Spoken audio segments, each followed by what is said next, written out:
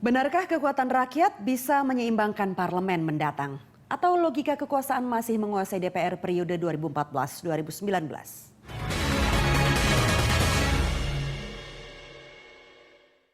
Bang Sebastian, Undang-Undang MD3 yang baru menyatakan pimpinan DPR dipilih oleh anggota DPR. Menurut Anda undang-undang ini lebih maju atau kemunduran dari undang-undang sebelumnya?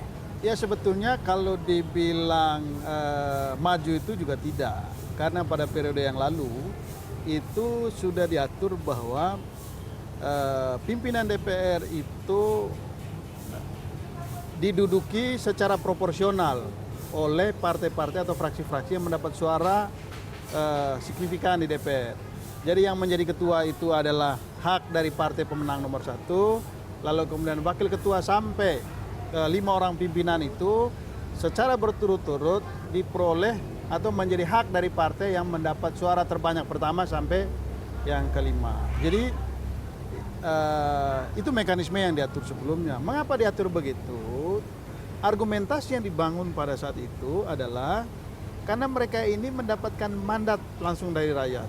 Karena itu mereka itu berhak untuk menjadi pimpinan. Karena itu merupakan manifestasi dari keinginan mayoritas rakyat Indonesia. Nah, argumentasi itu cukup logis. Maka waktu itu meskipun menurut kita sebaiknya dipilih secara langsung, tetapi mayoritas fraksi pada saat itu mengatakan itu pilihan yang paling tepat.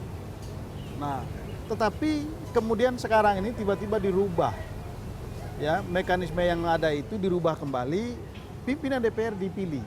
Nah, sebetulnya kita tidak menemukan argumentasi yang rasional gitu di balik itu selain karena merupakan hasil dari fragmentasi politik menjelang Pilpres kemarin.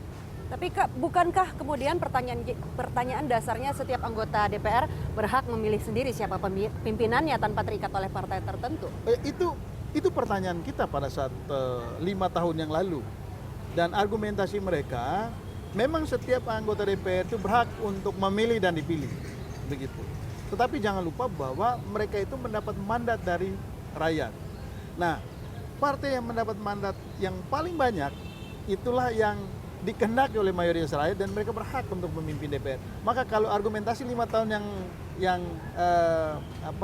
argumentasi yang kami sampaikan 5 tahun yang lalu kemudian dipakai oleh DPR sekarang untuk membenarkan pilihan mereka di Undang-Undang MD3 menurut saya terlambat. Itu lebih dari sekedar alat untuk membenarkan kepentingan politik mereka aja. Nah, dengan kondisi Undang-Undang MD3 yang baru sekarang, Bang, menurut Anda apa implikasi undang-undang ini terhadap koalisi maupun oposisi di DPR?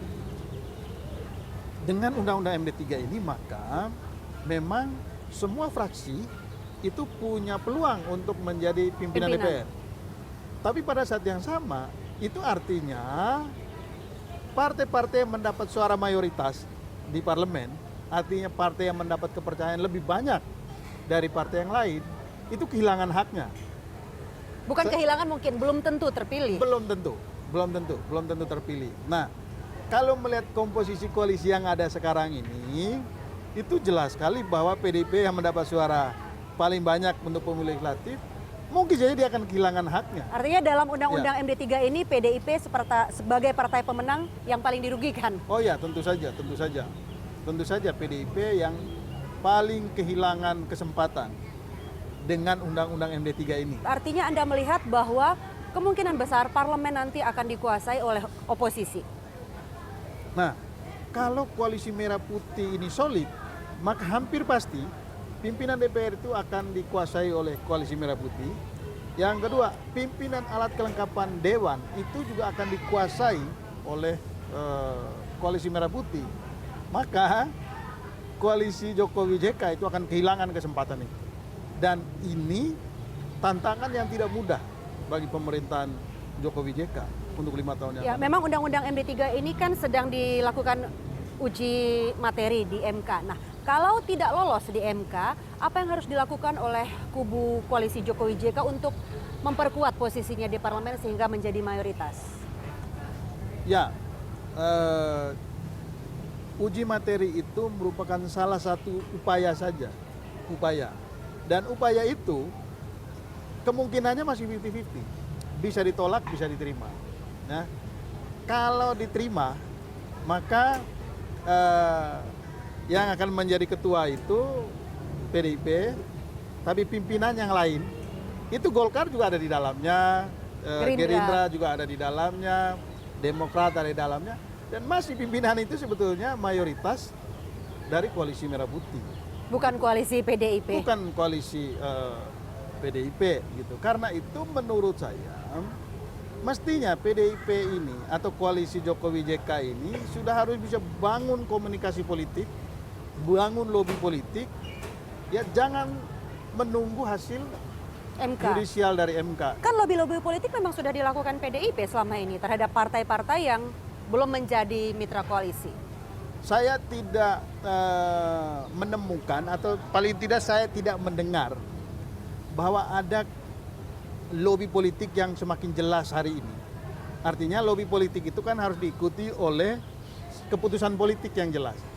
Apakah koalisi Jokowi JK ini mau mengajak sejumlah partai dari Koalisi Merah Putih. koalisi Merah Putih untuk menjadi bagian. Kalau bisa saya mengambil atau menarik kesimpulan dari pernyataan Bang Sebastian tadi, ayolah PDIP lebih menjemput bola begitu kepada partai-partai non-koalisi sehingga mau bergabung? Ya menurut saya ada kepentingan jangka pendek, ada kepentingan jangka panjang. Kepentingan jangka pendek untuk mengamankan situasi awal di DPR, maka mau tidak mau Jokowi JK harus lebih aktif untuk melakukan komunikasi politik, untuk melakukan lobby-lobby dengan partai-partai ini agar mereka segera mengambil sikap untuk bergabung dengan koalisi Jokowi JK. Nggak bisa naif lagi, di dalam politik ini sudah nggak bisa naif lagi. Tidak bisa naif. Nggak bisa naif. Gitu. Artinya tidak bisa kemudian meminta atau mengajak koalisi tanpa syarat. Oh iya, tentu saja berbeda ketika dulu sebelum Pilpres dengan setelah Pilpres. Sekarang Jokowi JK yang punya kepentingan. Hanya sejauh mana syarat-syarat untuk menjadi menteri itu ditetapkan oleh Jokowi JK. Baik, Bang Sebastian, terima kasih telah berbincang dan berbagi informasi bersama kami. Sip. Pemirsa, demikian Sebastian Salang, Koordinator Formapi, saya Rika Amru untuk Election Roundup.